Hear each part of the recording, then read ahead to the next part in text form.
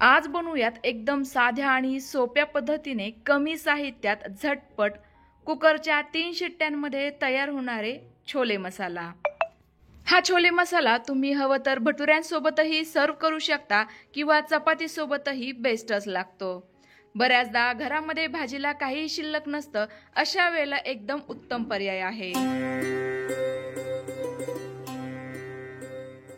नमस्कार, मी तेजश्री खाद्यप्रेमी या युट्यूब चॅनलमध्ये पुन्हा एकदा तुम्हा सर्वांचं खूप खूप मनापासून स्वागत करते।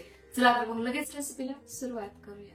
झटपट छोले मसाला बनवण्याकरिता मी या ठिकाणी कमीत कमी 4 ते 5 तासांकरिता हे मोठ्या आकाराचे काबुली चणे, यालाच छोले देखील म्हणतात, ते भिजवून घेतलेले आहेत। हवं असल्यास तुम्ही रात्रभराकरिता देखील हे भिजत घालू शकता, जेणेकरून ते अगदी व्यवस्थित भिजले जातील। लगेच आता पुढील मसाल्याची म्हणजेच ग्रेव्हीची तयारी करूयात।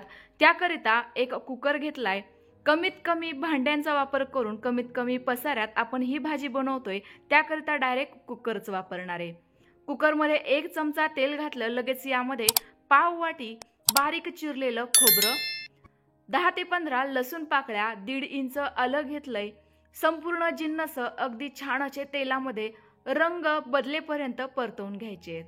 हलकासा या खोबऱ्याचा तांबूस रंग आला की लगेचच खोबरं एका साईडला ओढून घ्यायचंय आणि शिल्लक राहिलेल्या तेलामध्येच 2 मोठ्या आकाराचे कांदे लाल रंग येईपर्यंत खमंग आणि खरपूस परतवून घ्यायचा आहे। कांदा अशा पद्धतीने उभा आणि पातळ आकारामध्ये चिरून घेतला की तो पटकन परतला जातो। तर बघा, कांद्याचाही रंग बदललाय। आपलं संपूर्ण वाटणाचं साहित्य परतवून झाले, ते लगेच मी एका मिक्सरच्या भांड्यात काढून घेते, परंतु हे आपण लगेचच न दळता थोडंसं थंड झाल्यानंतरच दळून घ्यायचंय। यासोबत छोले मसाला थोडीशी आंबटसर टेस्ट येण्याकरिता 1 टोमॅटो 4 फोडींमध्ये कट करून घेतलेला घातलाय। लगेच यावर झाकण लावूयात आणि मिक्सरला फिरवून घेऊयात, जरा सुद्धा पाणी न घालता।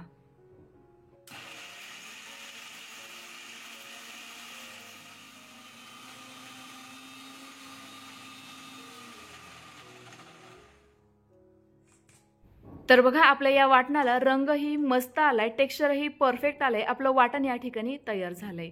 लगेचच फोडणीची तयारी करूयात। पुन्हा एकदा सेम कुकरमध्ये 2 चमचे तेल घातलं। कुकरमध्ये जर छोले मसाला करत असलो ना, तर आपल्याला तेल फार कमी लागतं।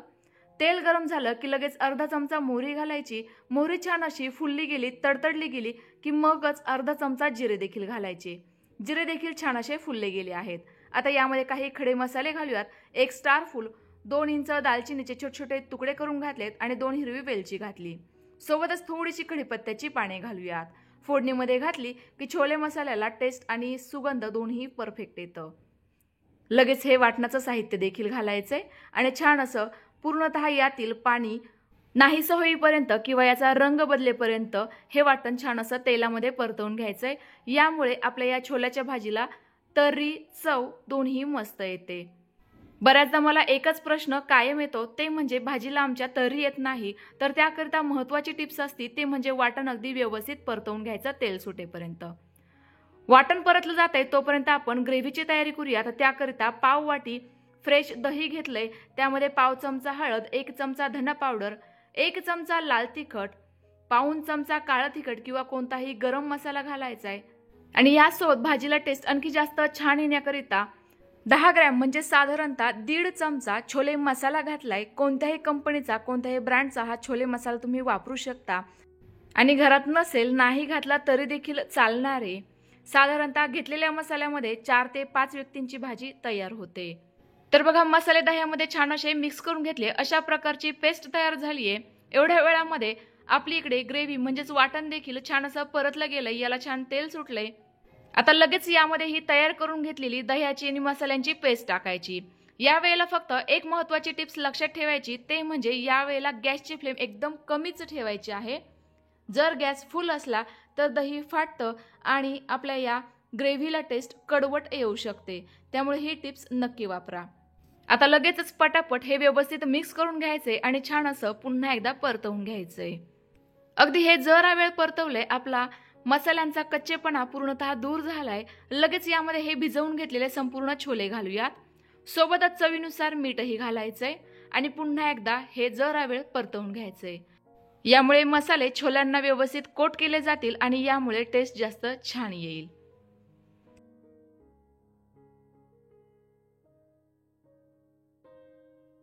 तर बघा अगदी 20 ते 30 मिनिटेच मी हे व्यवस्थित असं परतवून घेतलं असेल. अगदी छान असे आपले मसाले या छोल्यांना कोट झालेले आहेत, जर असे परतले गेलेले आहेत.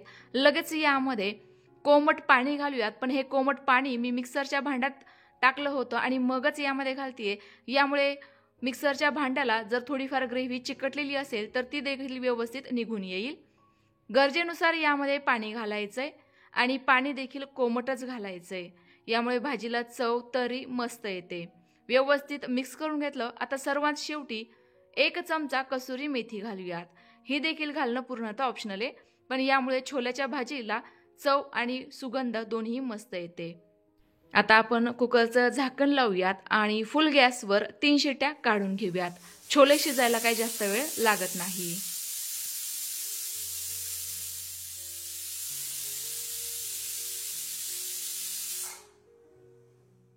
तीन शिट्ट्या झालेल्या आहेत. गॅस बंद करूयात आणि यातील पूर्णतः वाफ जाण्याची वाट बघूयात. काही वेळानंतर आता आपल्या कुकरची पूर्णतः वाफ गेलेली आहे. थोडीशी शिट्टी वर करून बघितली, जर अशी वाफ शिल्लक होती ती देखील काढून टाकली. झाकण खोलून बघते, बघा काय मस्त अशी आपल्या या छोल्याच्या भाजीला तर्री रंग आलेला आहे. यातील 1-2 छोले तुम्ही दाबूनही बघू शकता. बघा काय मस्त मऊसूत पूर्णासारखे शिजले गेलेले आहेत. आपली रेस्टॉरंट स्टाईल परंतु घरगुती साहित्यांमध्ये छोले मसाला तयार झालाय. गरमागरम तुम्ही चपाती, नान, भटुऱ्यांसोबत सर्व करू शकता. मी चपातीसोबतच सर्व केला आहे कारण सध्याला उन्हाळा आहे, तर माझ्या घरातील भाजीपाला संपलेला होता. भाजीपाला देखील जर असा महाग आहे, तर आमच्या घरी आज हाच मेनू बनलेला होता. तुम्हाला आजची रेसिपी कशी वाटली कमेंट्स करून नक्की कळवा. रेसिपी आवडली असल्यास लाईक करा, जास्तीत जास्त शेअर करा. मी अगोदर तुमच्यासोबत भटुऱ्यांची ही रेसिपी शेअर केली आहे, ती देखील नक्की बघा आणि ट्राय करून बघा. पुन्हा भेटूयात. Bye bye.